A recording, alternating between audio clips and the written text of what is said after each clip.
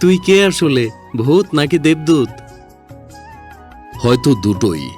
আমি চলে যাচ্ছি রুবেল, কিন্তু মনে রাখিস, যেখানে ভালোবাসা থাকে সেখানেই আমি থাকি।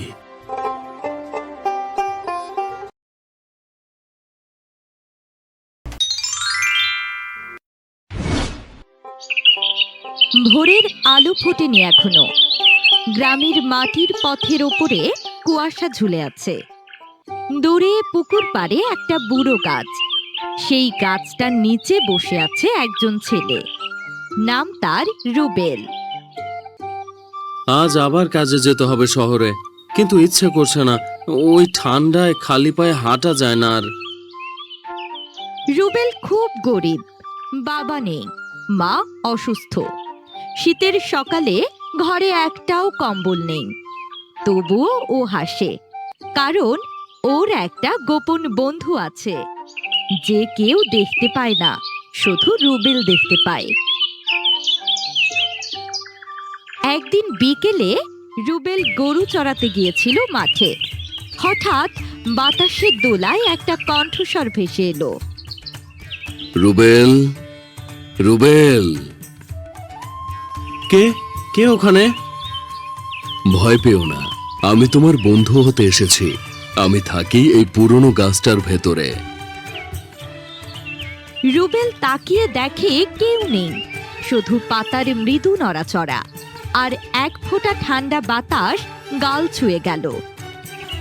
সেদিন থেকেই শুরু হলো রুবেল আর অদৃশ্য বন্ধুর বন্ধুত্ব।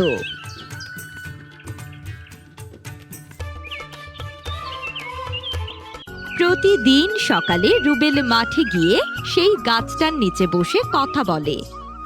অদৃশ্য বন্ধু কখনো গল্প শোনায়, কখনো গান গায়, কখনো বলে, রুবেল, মানুষ যদি হাসে পৃথিবীটা একটু উজ্জ্বল হয়ে ওঠে।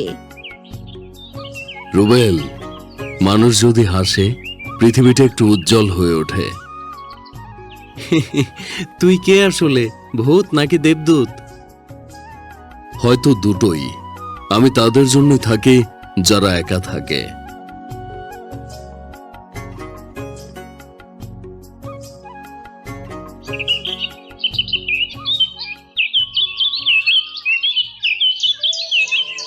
একদিন রুবেলের মা খুব অসুস্থ হয়ে পড়ল। ঔষধ কেনার কোনো টাকা নেই, খাবার নেই ঘরে। রুবেল কান্নায় ভেঙে পড়ল। আমি কি করব এখন? মা মরেও যেতে পারে। হে আল্লাহ, সাহায্য করো। কাঁদিস না রুবেল, আগামীকাল সকালে পুকুরের ধারে যা, বড় পাথরের নিচে কিছু পাবি।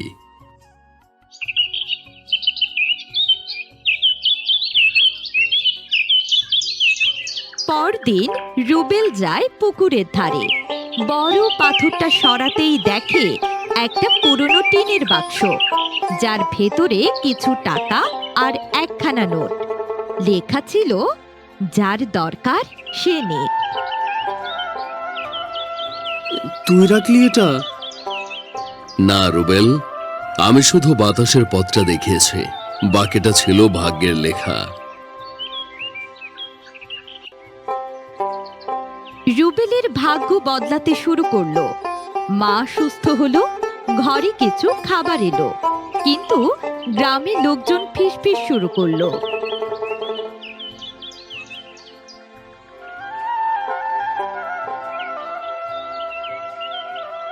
ওই ছেলেটা নাকি ভূতের সাথে কথা বলে, ভূতে নাকি টাকা দেয় তাকে।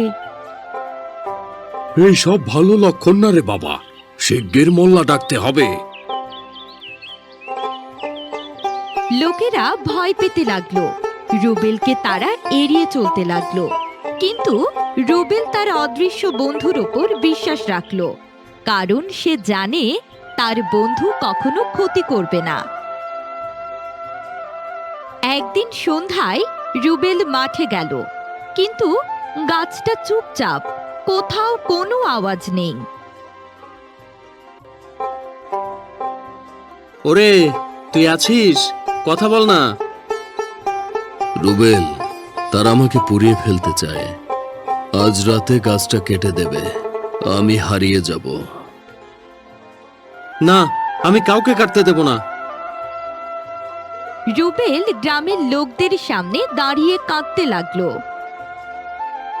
এই গাছটা কেটো না, এখানে আমার বন্ধু থাকে, সে কারো ক্ষতি করে না। চুপ কর পাগল ছেলে, ভূতের সাথে বন্ধুত্ব ভালো না। লোকেরা গাছটায় আগুন ধরিয়ে দিল।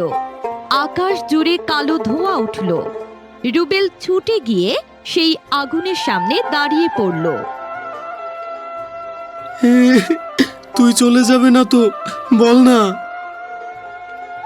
আমি চলে যাচ্ছি রুবেল, কিন্তু মনে রাখিস, যেখানে ভালোবাসা থাকে সেখানেই আমি থাকি।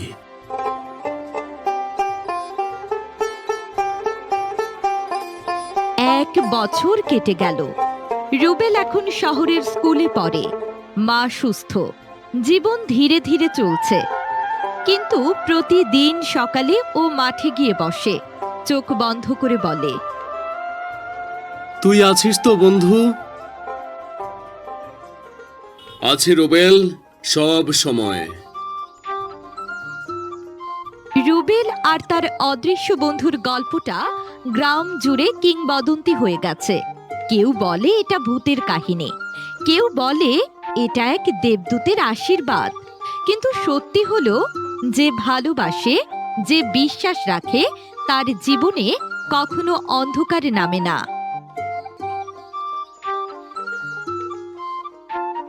বন্ধুরা, এই ছিল আমাদের গল্প অদৃশ্য বন্ধু। আমরা দেখালাম এমন একটা গল্প যেখানে ভয়ের ভেতরেও ছিল মায়া, দারিদ্র্যের ভেতরেও ছিল জাদু, আর মানুষের মনে ছিল এক টুকরো আলো।